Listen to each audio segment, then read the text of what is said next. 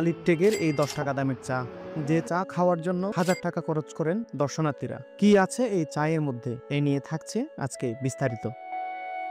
একদম পেছন থেকে আসা যাক। আলিঠেকের এই চায়ের দোকানটি একসময় করত সম্ভবত এখন যিনি মালিক তার পিতা। তখন এই চায়ের বিশেষ একটি সুনাম ছিল, কিন্তু কালের পরিবর্তনে এখন বর্তমানে তার সন্তান এই চায়ের দোকান পরিচালনা করে। এই চায়ের দোকানে বিশেষত হলো এখানে প্রাকৃতিক সৌন্দর্য উপভোগ করে চা খাওয়া যায়।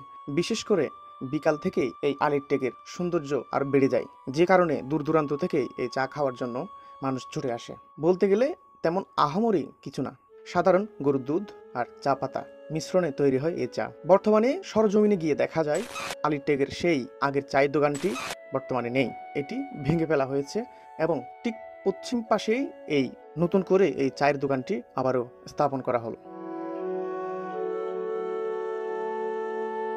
আলিটেক নিয়ে আমাদের এই ফেসবুক পেজে প্রচারিত একটি ভিডিও, যেখানে অসংখ্য মানুষ কমেন্টস করে জানিয়েছেন তাদের মন্তব্য। অনেকেই জানিয়েছেন এই চায়ের মধ্যে বিশেষত কিছু নেই এবং ওই চায়ের দোকানের মালিকের প্রতি অনেকের রাগ ক্ষোভ ও অভিযোগ তুলেছেন। আবার অনেকেই কমেন্টস করেছেন আর একটু পশ্চিম পাশে মাদ্রাসার সামনেই নাকি একটি চায়ের দোকান আছে, এই চায়ের স্বাদ নাকি আলিটেকের চায়ের থেকেও বেশি।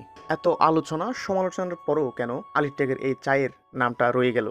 কথায় আছে, মানুষ সৌন্দর্যের পূজারী। প্রথমেই বললাম, এখানে বিকালের এই আলিটেক সাজে নতুন রূপে।